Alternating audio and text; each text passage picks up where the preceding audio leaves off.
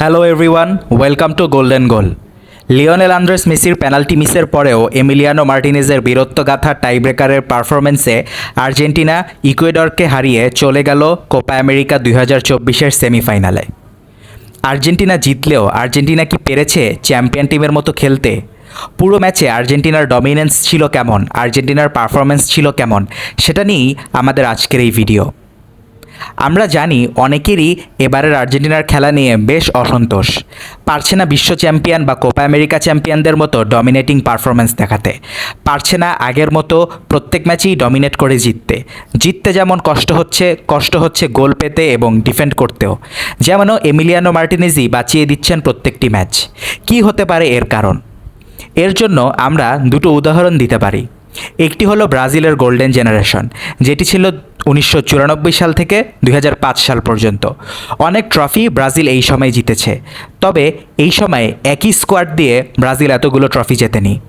কখনো তাদের স্কোয়াডে ছিল রোমারিও, বেবেতো, কখনো ছিল রিভালডো, রোনালদো, রোনালদিনহো, আবার কখনো খেলেছে কাকা, রবিনহোরা। সময়ের প্রয়োজনে তারা স্কোয়াডে প্লেয়ার পরিবর্তন করেছে। তারপরে আমরা দেখেছিলাম স্পেনের গোল্ডেন জেনারেশন, 2008-এ জিতেছে ইউরো, 2010-এ জিতেছে বিশ্বকাপ এবং 2012-তে আবারও তারা জিতেছিল ইউরো। তাদের স্কোয়াডে ছিল Casillas, Puyol, Pique, Ramos, Xavi, Busquets, Iniesta, David Villa এবং সেস্ক ফ্যাব্রিগাসদের মতো লেজেন্ডারি ফুটবলার, যাদের অধিকাংশকেই আপনি তাদের পজিশনের গ্রেটেস্ট এভার ফুটবলার বলতে পারেন।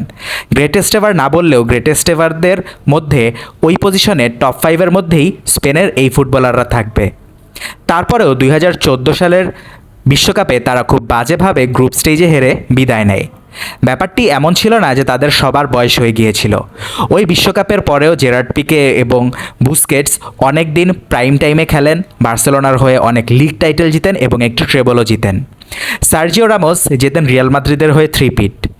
এছাড়াও ইনিয়েস্তা এবং জাভি আলোনসো বেশ কিছু বছর ভালোই খেলেন। তবে সমস্যা আসলে কী ছিল? যেহেতু আন্তর্জাতিক ফুটবলে প্রত্যেকটি বছর ম্যাচ হয় মাত্র 10 থেকে 12টি, তাই তাদের ট্যাকটিক্স নিয়ে অপোনেন্টদের আলোচনা করাটা খুব সহজ হয়ে যায়। যার কারণে যখন একই প্লেয়ার বারবার একই টুর্নামেন্টে খেলতে থাকে তখন তাদের ট্যাকটিক্স এক্সপোজ হয়ে যায়।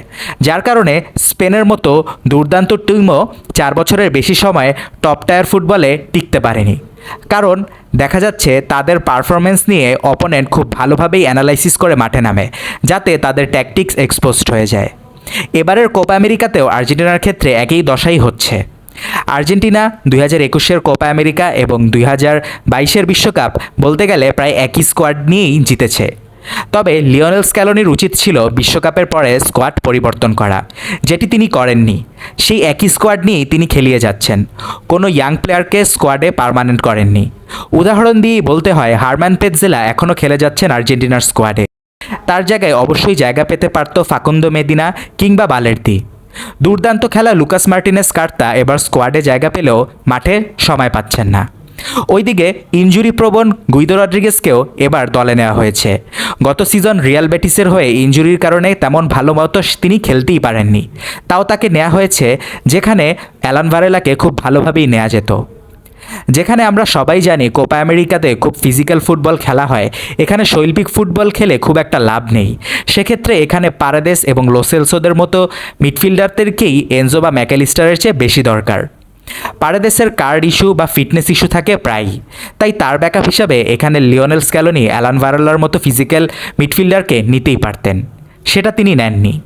আবার থিয়াগো আলমাদার মতো একটি ট্যালেন্টেড অ্যাটাকিং মিডফিল্ডার যিনি বিশ্বকাপের স্কোয়াডে ছিলেন, তাকে বিশ্বকাপের পরে আর দলে খেলানোই হয়নি শুধুমাত্র অলিম্পিকে খেলানোর জন্য। লোসেলসো বাদে এই আর্জেন্টিনার স্কোয়াডে এখন আর কোনো ক্রিয়েটিভ মিডফিল্ডারই থাকলো না। এজিকিয়েল পালাসিওস, গার্নাচো এবং কার্বনিকে দলে নিলেও তাদেরকে কোনো প্ল্যানেই রাখা হচ্ছে না। স্ক্যালোনির এমন কাজকর্ম বেশ প্রশ্নের মুখোমুখি হওয়ার দাবি রাখে। ওইদিকে যদি আরও বলি, ডিবালার মতো ক্রুশাল প্লেয়ারকে দলে রাখা হয়নি। মেসি যেখানে ফিটনেস ইস্যুতে ভুগছেন, সেখানে মেসির জায়গায় ডিবালাকেই স্টার্ট করানো যেত। একই সাথে বলা যায় যে ডিমারিয়ার জায়গায় খুব ভালোভাবেই হয়তো খেলানো যেত মাতিয়াস সুলেকে। গত সিজনে ইউরোপে আর্জেন্টিনার ফুটবলারদের মধ্যে জুলিয়ান আলভারেজ এবং লাউতারো মার্টিনেজের পরে মাতিয়াস সুলেই সবচেয়ে ভালো পারফর্ম করেছিল।